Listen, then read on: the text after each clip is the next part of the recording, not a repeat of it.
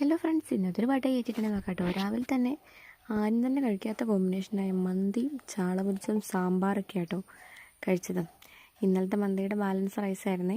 പിന്നെ ഉച്ചയ്ക്ക് രാവിലത്തെ മന്തിയുടെ കൂടെ തന്നെ കഴിച്ച കറികളൊക്കെ തന്നെയായിരുന്നു കേട്ടോ. പിന്നെ എക്സ്ട്രാ പപ്പടവും കൂടെ ഉണ്ടായി. നല്ല ചാളയാട്ടോ, നല്ല നെയ്ച്ചാളയായിരുന്നു.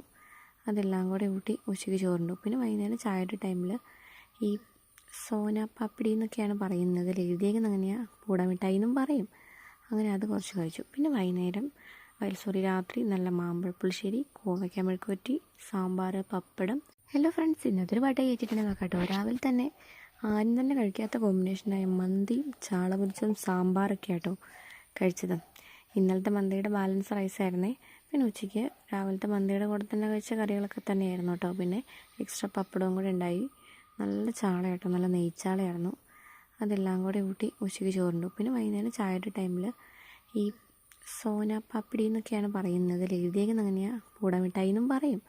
അങ്ങനെ അത് കുറച്ച് കഴിച്ചു. പിന്നെ വൈകുന്നേരം രാത്രി നല്ല മാമ്പഴ പുളിശ്ശേരി, കോവയ്ക്ക മെഴുക്കുവരട്ടി, സാമ്പാർ, പപ്പടം, നല്ല ഉണക്കമീൻ വറുത്തത്. ഇതെല്ലാം കൂടെ കൂട്ടി കുഴച്ച് നല്ല വെള്ളരിച്ചോറിൻ്റെ കൂടെ ആട്ടോ കഴിച്ചേ.